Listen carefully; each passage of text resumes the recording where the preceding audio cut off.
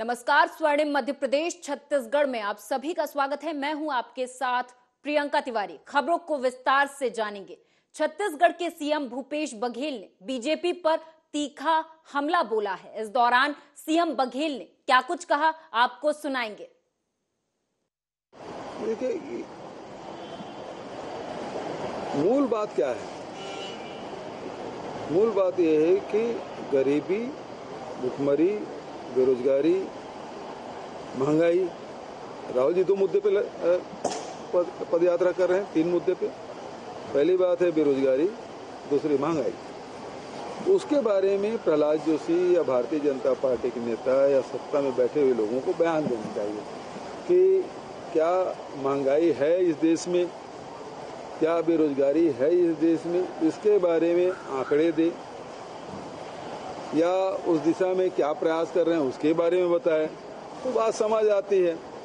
अब पिछले 7 सितंबर से पद यात्रा कर रहे हैं, तो ये कभी वो जूता के बारे में बात करेंगे, तो कभी टी शर्ट के बारे में बात करेंगे, तो कभी और कुछ बात करेंगे। इनके पास इसके अलावा कुछ भी नहीं है, क्योंकि जितना व्यक्तिगत रूप से ये लोग आलोचना राहुल जी के किए हैं, पूरी टीम लग जाती है, पूरी सरकार लग जाती है, तो भय उनको राहुल गांधी जी से।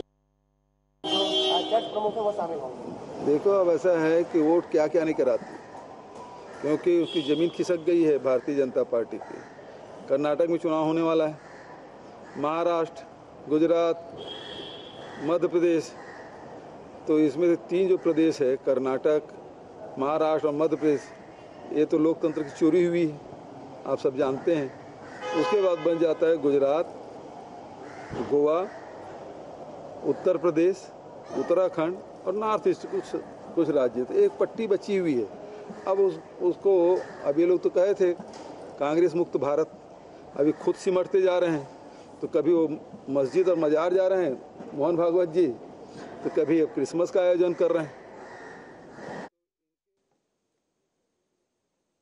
एमपी के सीएम शिवराज सिंह चौहान ने मध्य प्रदेश विधानसभा के शीतकालीन सत्र में संबोधित करते हुए कहा कि हमने गुंडों, माफियाओं, दबंगों और जनता की जिंदगी से खेलने वालों पर लगातार कार्रवाइयां की हैं। इस दौरान सीएम शिवराज ने क्या कुछ कहा, वो आपको सुनाएंगे।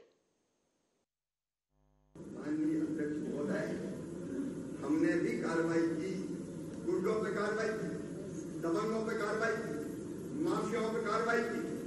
और मैं आज कह रहा हूं, कोई इसको अहंकार ना कहे, ये मन की तरफ है। जो गुंडे हैं, बदमाश है, माफिया है, अवैध कब्जा करने वाले, दूसरों की जिंदगी से खेलने वाले, क्या उनको छोड़ा जाना चाहिए? आज मैं कहना चाहता हूं, गुंडे, माफिया, जनता की जिंदगी से खेलने वाले कोई भी हो, नहीं बचेंगे, कोई उनको नहीं बचा सकता। ये हमारा उन पे कार्रवाई, हम निर्दोषों पे कार्रवाई नहीं करेंगे। निर्दोषों के हम कोई छेड़ेंगे नहीं और दूसरों को हम छोड़ेंगे नहीं। वो बात नहीं है। 40 एकड़ जमीन मुक्त कराएंगे।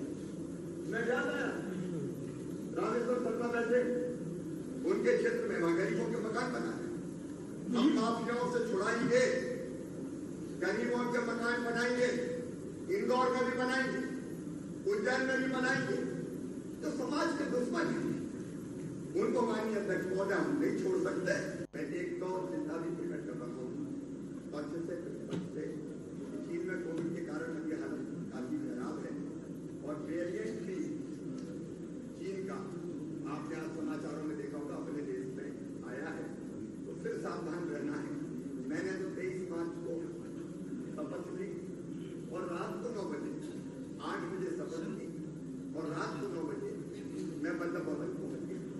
हम कोविड के अंदर बैठे और मुझे आश्चर्य हुआ, इतनी भयानक महामारी जिसके बारे में पहले से समाचार आ रहे थे, लेकिन प्रधानमंत्री जी ने अभियान करने की कोशिश की।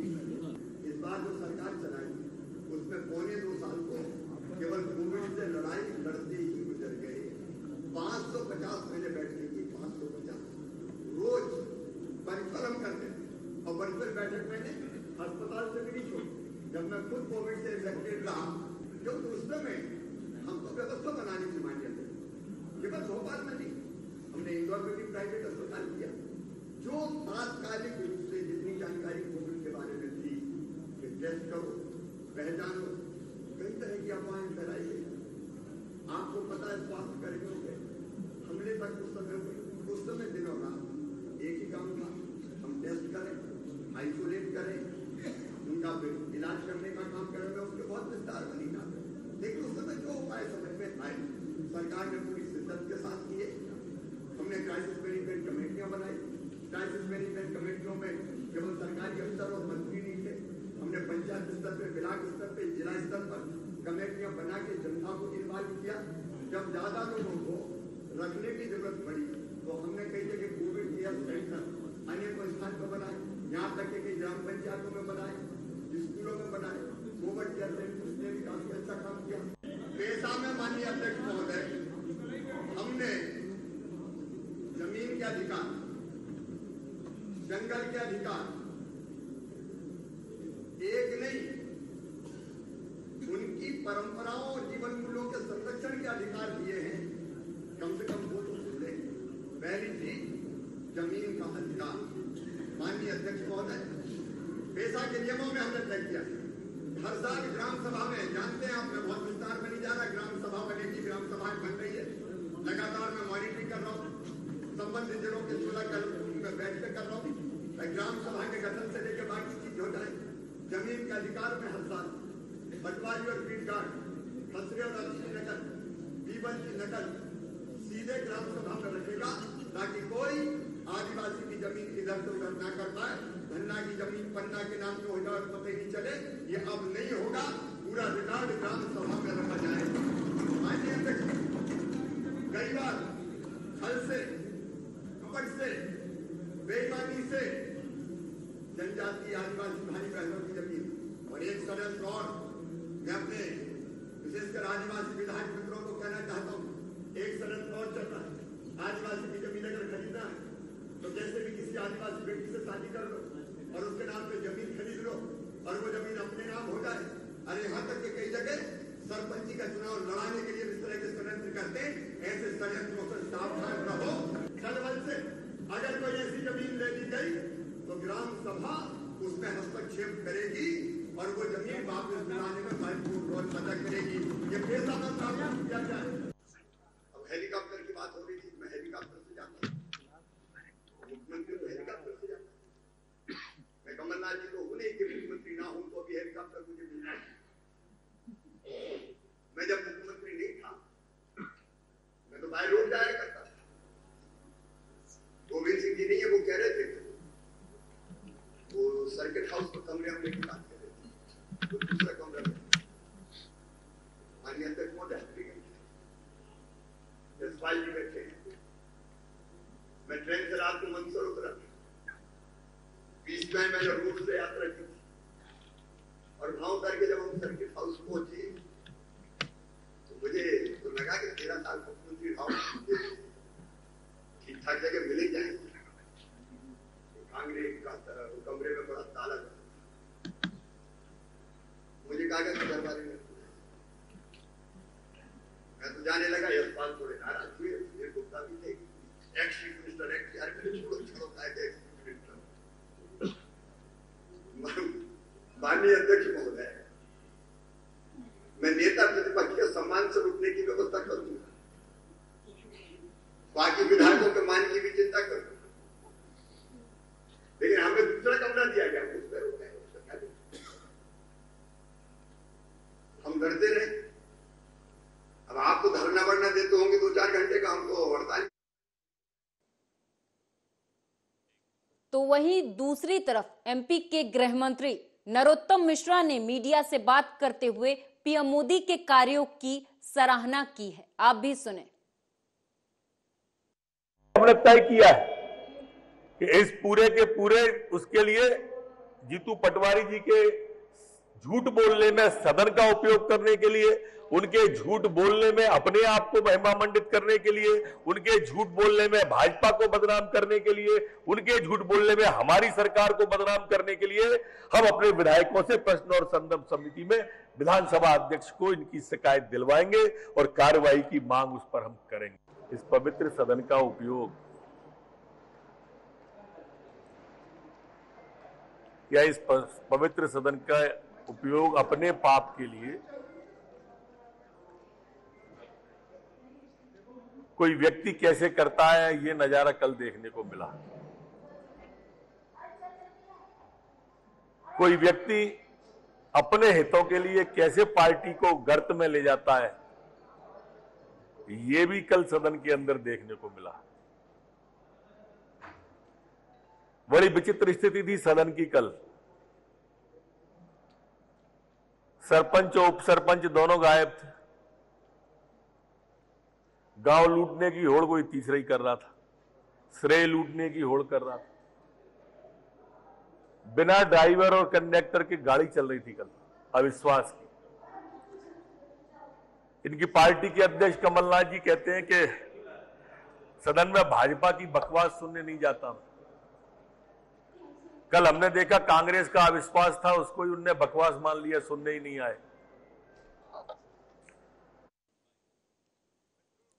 एमपी सरकार में चिकित्सा और स्वास्थ्य मंत्री विश्वास सारंग ने मीडिया से बात करते हुए कहा कि केंद्र सरकार के निर्देशानुसार कोरोना पॉजिटिव केसों की जीनोम सीक्वेंसिंग की जा रही है। तो वहीं इस दौरान और क्या कुछ कहा मंत्री सारंग ने, आपको सुनाएंगे। भी जीनोम सीक्वेंसिंग कर सकेंगे। सर, ऑक्सीजन प्लांट्स को लेकर और बेड्स को लेकर के किस तरह की तैयारियां हैं? पूरी तैयारी है। देखिए, पहले ही हमने हर तरह की तैयारी की है। हमारे ऑक्सीजन जनरेशन प्लांट सुचारू रूप से काम कर रहे हैं। उसकी हमने पूरी एक व्यवस्था बनाई है, कैलेंडर बनाया है। उसकी हर महीने मॉक ड्रिल करते हैं हम। संपूर्ण प्लांट अच्छे से चल सकें, इसकी संपूर्ण व्यवस्था की गई है। 43,000 बिस्तर हमारे पास हैं पूरे मध्य प्रदेश में, और सभी तरह की जो भी कोविड से संबंधित हमारी तैयारी है वो पूरी है। और उसके साथ साथ केंद्रीय स्वास्थ्य एमपी की पूर्व मुख्यमंत्री और फायर ब्रांड नेत्री उमा भारती शराबबंदी और शराब नीति को लेकर एक बार फिर से मुखर हो गई हैं। उन्होंने कहा कि मेरी सरकार से बात हुई है और आश्वासन मिला है कि नई शराब नीति में उनकी बातों का ध्यान रखा जाएगा। ये दोनों अलग चीजें हैं, लेकिन एक में एक मूल में एक पानी पिलाओ। नशा एक ऐसा व्यसन है जिसमें सरकार और समाज एक साथ लड़ेंगे, और शराब एक ऐसा व्यसन है जिसमें कुछ चीजें सरकार के हाथ में है, जैसे कि वितरण प्रणाली। नशे को सरकार नहीं बांट रही, लेकिन शराब को बांट रही है। तो यही बात मेरी शिवराज जी से हुई। दीदी, इस धार्मिक स्थल से मैं हमेशा ये मानती हूँ कि एक भी व्यक्ति इस धरती पर शराब न पिए। इसलिए अगर आप मेरी पूछोगे तो मैं तो कहूँगी कि शराब होनी नहीं चाहिए, ठीक है। लेकिन सरकार का कहना ये था कि हम वितरण प्रणाली को नियंत्रित कर सकते हैं। तो मैंने कहा कम से कम इससे शुरुआत तो करो, वितरण प्रणाली को नियंत्रित करो। धार्मिक स्थान, न सिर्फ मंदिर, कोई भी धार्मिक स्थान, शिक्षण संस्थान, मजदूरों के स्थान, स्कूल और अस्पताल, अदालतें और अहाते तो हो ही नहीं सकते। खुले में आप बिठा के किसी को पिला ही नहीं सकते, क्योंकि पी के वो जाएगा तो पैदल जाएगा या वाहन से जाएगा, तो पी करके तो वाहन चलाना मना है। ये तो सीधे सीधे कानून का उल्लंघन है। ये सारी बातें मेरी हुई। दुर्भाग्य हुआ कि मैं गंगा जी की यात्रा पे थी जब ये नीति घोषित हो गई। ये बहुत खराब नीति घोषित हुई। 550 मीटर की दूरी कोई दूरी होती है? मैंने अधिकारियों से कहा कि 50 मीटर की दूरी में तो तुम्हारे बंगले के अंदर शराब की दुकान खोली जा सकती है। छत्तीसगढ़ के सीएम भूपेश बघेल ने मीडिया से बात करते हुए कहा कि केंद्र सरकार छत्तीसगढ़ के साथ सौतेला व्यवहार कर रही है। इस दौरान सीएम बघेल ने और क्या कुछ कहा वो आपको सुनाएंगे। कह रहा हूँ कि कोल के जो पैसा है, जो भी खनिज का रॉयल्टी है वो राज्य सरकार को मिलता है। ये पूरे देश का ये सिद्धांत है, राज्य का ही अधिकार है। अब उसमें यदि रॉयल्टी में पेनाल्टी लगा, क्योंकि उस समय सुप्रीम कोर्ट ने सारे कोल माइंस निरस्त कर दिए थे और जो प्राइवेट प्लेयर है उस पर पेनाल्टी लगाया गया था, और पेनाल्टी 295 रुपये प्रति टन के हिसाब से लगाया गया, और वो राशि लगभग 4140 करोड़ का है। और भारत सरकार को अनेक बार पत्र लिखे जो कोयला मंत्री है वो यहाँ आए भी थे छत्तीसगढ़, और उन्होंने अपनी सैद्धांतिक सहमति भी व्यक्त की, लेकिन प्रधानमंत्री जी के उपस्थिति में जब नीति आयोग की बैठक हुई, निर्मला सीतारमण जी वित्त मंत्री के रूप में सभी राज्यों के वित्त मंत्रियों की बैठक रखे, तब भी अनेक मंचों पे बात मैंने उठाई, उसमें कोई प्रक्रिया नहीं आई। दूसरी बात यह है कि भारत सरकार से इस प्रकार से कोई पत्र, हमने अनेक पत्राचार किए, उसके बाद भी उसका कोई जवाब नहीं आया। रॉयल्टी हो चाहे रॉयल्टी में पेनाल्टी हो, ये राज्य सरकार का हक है और इसे देना ही चाहिए। लेकिन इसीलिए मैं कहता हूं कि छत्तीसगढ़ के साथ भारतीय जनता पार्टी की सरकार है, केंद्र सरकार है, वो हमारे साथ सौतेला व्यवहार करती है। तो भारत कांग्रेस मुक्त भारत की बात कर रहे थे, अब वो खुद सिमटते जा रहे हैं। कर्नाटक, महाराष्ट्र, मध्य प्रदेश तीनों खरीद फरोख्त से बने हैं। अब बच गया एक गोवा, दूसरा उत्तर प्रदेश, तीसरा उत्तराखंड, नॉर्थ ईस्ट कुछ राज्य, बस इतने में सिमट गई भारतीय जनता पार्टी। जो खुद कांग्रेस मुक्त भारत बात कर रहे थे, अब वो धीरे धीरे सिमटते जा रहे हैं, जनता जान चुकी है। और कांग्रेस अभी उत्तर भारत में खाता खोल के आ चुके हैं, पहाड़ में हमारी सरकार बन गई। मतलब ये है कि अब यात्रा रोकने का नया तरीका ढूंढ रहे हैं। यदि देश में कोरोना फैलेगा तो निश्चित रूप से वो प्रभावित होगा, लेकिन जब नहीं है तो रोकने के नए बहाने क्यों ढूंढ रहे हैं, है ना। जब एमपी विधानसभा में सरकार के खिलाफ कांग्रेस का अविश्वास प्रस्ताव भले ही पास ना हुआ हो, लेकिन कांग्रेस के तेवर कम होने का नाम नहीं ले रहे। आप भी सुने। इवेंट के माध्यम से 50 अरब रुपए का, 50 अरब, ध्यान रखना शब्द को, 10 अरब रुपए जनसंपर्क से और 40 अरब रुपए अलग अलग विभाग से मुख्यमंत्री ने इवेंट के नाम पे खर्च किए। इवेंट मींस जो रोज भीड़ लाते हैं, रोज बड़े बड़े मंच सजते हैं, जो कार्डलेस माइक से वो लोगों को सस्पेंड करते हैं, वो जिस तरीके की घटनाएं हम और आप प्रदेश देख रहे हो, वो भीड़ पैसे से लाई गई सरकारी भीड़ होती है और उसमें 50 अरब रुपया छोटी मोटी राशि नहीं है प्रदेशवासियों। ये मध्य प्रदेश के बेटे और भावी पीढ़ी पर घात है, आघात है। फिर उन्होंने एक बात कही कि जीतू पटवारी ने गलत आरोप, मैं दावा करता हूं, चुनौती देता हूं कि बीजेपी कार्यालय में अगर सरकारी पैसे से कोई खर्चा हुआ हो, मैं प्रमाण, मैंने वहां भी अनुमति मांगी थी कि अध्यक्ष जी मुझे अनुमति दो, मैं पटल पे रखना चाहता हूं सरकारी विभाग के उत्तर को। ये कल्पना कर सकते हैं प्रदेशवासियों, कितना भी आर्थिक संपन्न आदमी हो, अगर उसके घर में एक कप चाय बनती है तो कितने की बनती है? हम और आप एक कप चाय पीते हैं तो कितने की पीते हैं? मध्य प्रदेश में कोई 20 रुपए की पी लेता होगा, कोई 30 रुपए की पी लेता होगा, और 4 तरह के मसाले डाल दे, या और कोई विदेश से लेके आ जाए तो 100 रुपए की चाय हो सकती है। हमारे मध्य प्रदेश की सरकार ने भारतीय जनता पार्टी के कार्यालय में 400 रुपए की पर कप चाय पिलाई है, 200 लोगों की 80,000 रुपए में। याद रखो इस बात को, समझो और सोचो कि ये मध्य प्रदेश की लूट की सरकार, इन्होंने जैसे विधायक खरीदे वैसे ही मध्य प्रदेश के भविष्य के साथ धोखा कर रही है। मध्य प्रदेश के कर्मचारियों के मामले में, शासकीय कर्मचारियों के मामले में एक शब्द नहीं बोले। 2005 के पहले की पेंशन, इसके सवाल ये कांग्रेस जनों ने उठाए थे, इस पर एक शब्द नहीं बोले। अतिथि शिक्षकों के मामले में एक चीज नहीं बोले। जो कर्मचारी आंदोलन कर रहे हैं, चाहे वो हेल्थ के हो या दूसरे विभागों के, उनके बारे में एक शब्द नहीं बोले। और तो और जनसंपर्क मंत्री भी हैं, मीडिया कर्मी, जो प्रेसमैन है, जो पत्रकार है, इनके बारे में एक शब्द नहीं बोले। कुल मिलाकर, लेकिन जैसा अभी आदरणीय सचिन यादव जी ने कहा, ये चीज उन्होंने मानी पहली बार कि ऋण माफी हुई है। मैं समझता हूं कि ये मध्य प्रदेश के जो लाखों कर्मचारी हैं, उनके साथ ये अन्याय किया है, और मध्य प्रदेश के जो हजारों हमारे पत्रकार बंधु हैं, जो मीडिया हैं, उनके बारे में भी एक शब्द नहीं बोला। मध्य प्रदेश में कोरोना के नए वेरिएंट की जांच के लिए प्रदेश सरकार ने ग्वालियर की डीआरडी लैब और भोपाल एम्स को अधिकृत किया है। और नरोत्तम मिश्रा ने कहा कि 24 घंटे में प्रदेश में कोरोना का कोई नया केस नहीं आया है। आप खुद सुने।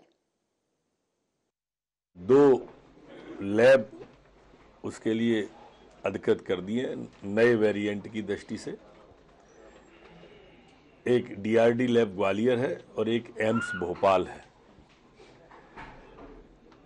जो जीनोम्स का सीक्वेंसिंग पता लगाने को संपूर्ण मध्य प्रदेश में CMHO को अलर्ट पर रखा है कि जो भी सैंपल लेते हैं और कोई पॉजिटिव आता है तो जो वेरिएंट है उसके बारे में पूरा फॉलोअप करें। माननीय प्रधानमंत्री जी ने भी अपील की है कि कोविड अनुकूल व्यवहार सभी लोग करें। ये कंपलसरी नहीं है पर एडवाइजरी है कि मास्क लगाएं, दूरी बना के रखें, डिस्टेंस का पालन करें।